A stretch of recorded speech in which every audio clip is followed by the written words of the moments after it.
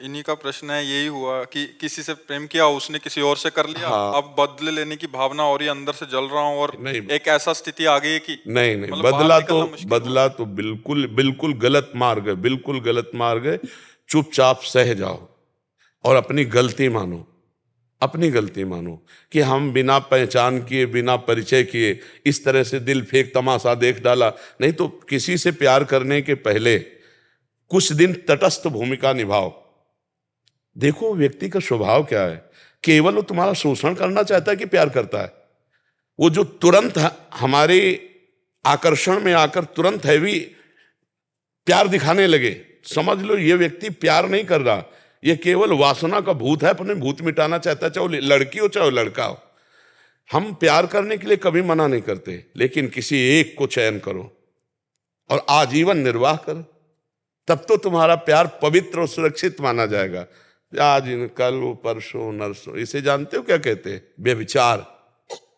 जो कई पुरुषों से संबंध रखे उसे क्या कहते थे हमारे समाज में?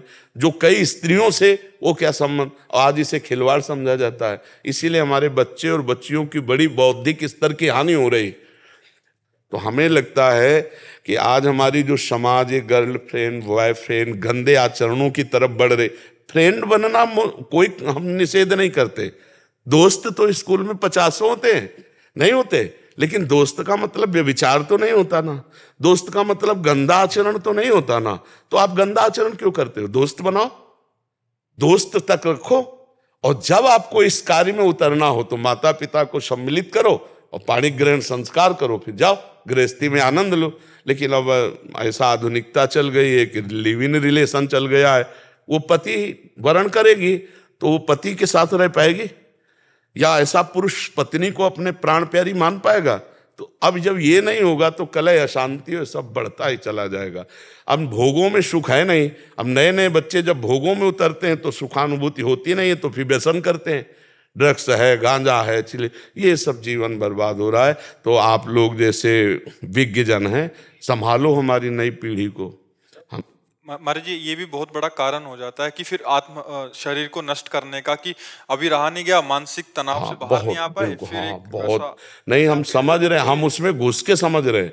जैसे बच्चे बात करते हैं ना, तो इनके हम दिमाग में घुसते हैं, इनके दिल से दिल मिलाते हैं, तब छरछरा उठता है कि यार इसकी स्थिति क्या होगी, क्या हो। अब एक कोमल हृदय, मतलब सरल हृदय, चाहे लड़की को चाहे लड़के को, अब नई अवस्था है, अब उन्होंने दे दिया, अब वो तो जी जान से प्यार करता, वो देख रहा उसके साथ हंस रही, उसके साथ बात कर रही, अब वो कह रहा है तुम उसके साथ क्यों बात कर रहे, तो क्या तुमने हमें खरीद लिया है क्या? अब उसके जो हृदय में बीतती है, क्योंकि उसने आसक्ति कर लिया ना। आसक्ति का मतलब होता कर लिया, अब वापस होना मुश्किल है। जैसे दलदल में फंस गया, निकलना मुश्किल है। अब वो आसक्ति से पीड़ित है, तो नशा करे और नशे में अपने को व्यतीत करे तो फिर और परेशानी होती। बहुत सोच समझ के, बहुत सोच समझ, ये जीवन नष्ट होने वाला नहीं है, ये जीवन खत्म। दूसरा तीसरा, हमको जीवन का तार तोड़ना है, दुख और सुख के ऊपर उठना है, हमें महान बनना है यार। इसलिए नाम जप करो, और ये कभी ये तो सोचना मत, बुरा स्वप्न मान के छोड़ दो, कभी सामने भी दिखाई दे तो मत, कभी नहीं, ऐसा कभी मत करना, नहीं जीवन बर्बाद हो जाएगा, जेल भोगोगे, नरक जाओगे। समझ रहे हो? ऐसे कोई ना कोई फिर तुम्हारे भाग्य के अनुसार मिल जाएगी। ब्याह करो, आनंद से रहो। समझ रहे हो? कोई गलत कदम मत उठाना। प्रभु जी, ऐसा होता है इसीलिए जब बच्चे बड़े की बात नहीं मानते। हाँ बिल्कुल, माता पिता का अनुशासन बच्चों को मानना ही चाहिए, मानना ही चाहिए। तो सर ये है कि मैं जिस ऑफिस में हूँ उसी ऑफिस में वो भी हैं। अब ये हो गया है कि मैंने घर पे बात कर ली थी, उसके बाद अब उन्होंने बदल, बहुत कृपा हो गई बच्चा, नहीं ब्याह होने के बाद बदल जाती तो फिर क्या होता? बहुत कृपा, बहुत कृपा हो गई। इस पे प्रसन्न रहो कि बुरा संग होने के पहले हम बच गए। भगवान की कृपा मनाओ ना, और उसको प्रणाम करो कि आपने असली रूप बलिया पहले दिखा दिया, बाद में दिखाती तो हम किसी काम के नहीं रह जाते। इसलिए उसी ऑफिस में जाना पड़ता है। कोई फर्क नहीं पड़ा। अरे कोई नहीं, बहादुर बन रे, बहादुर बन, तू दिखा कि मैं तेरे से अच्छा हूं, मुझे तेरी जरूरत नहीं। और जब दोस्त हंसे तो तुम भी हंस दो यार, पागलों के बीच में हंसने में क्या जाता है? क्या जाता है? और उसको बुरा थोड़ी माना जाता है। मस्त रहो, जिंदगी को आनंदमय बनाओ। ए भाई, हम सबसे प्रार्थना करते हैं, हर परिस्थिति की काट है, परिस्थिति में मत डूबो, परिस्थिति को काट के आगे बढ़ो। ऐसी नहीं, ये कोई बेइज्जती है, उसकी मन है वो दूसरी जगह जा रही, कोई बात नहीं भाई, तुम्हारे अपना रूप दिखा दिया, हमारी कोई बात नहीं, हमारा भगवान देखेगा। कहीं ना कहीं ऐसा जोड़ लिखा होगा जो तुम्हें सुख देने वाला हो। ये आती तो दुख देती ना। आनंदित रहो, भगवान के भरोसे रहो और नाम जप करो, कभी कुछ गलत मत करना। उसको भी जब प्यार से देखो ना तो मन से प्रणाम करो कि अच्छा हुआ प्रभु ने आपका रूप दिखा दिया, नहीं तो पीछे मुझे बहुत धोखा होता। ऐसा किसी का हित, ये जैसे बच्चे सोचते हैं मेरी नहीं हुई तो किसी के नहीं होने देंगे, ऐसे लोग सोचते हैं ना, तो फिर वो क्या करते, वो जेल से थे, वो भी जेल में जाते, वो किसी के नहीं होते।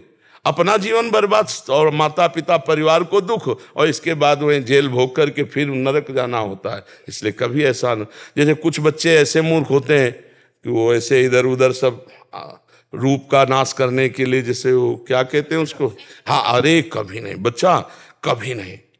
और एक चीज बताएं, सच्चा प्यार तुम अगर किए हो तो प्यार का स्वरूप जानते हो क्या होता है? अगर तुम्हें उससे सुख मिल रहा है तो मैं तुम्हें कभी नहीं देखूंगा, सुखी रहो, भगवान तुम्हें सुखी रखे, जाओ उधर, इसे प्यार कहते हैं।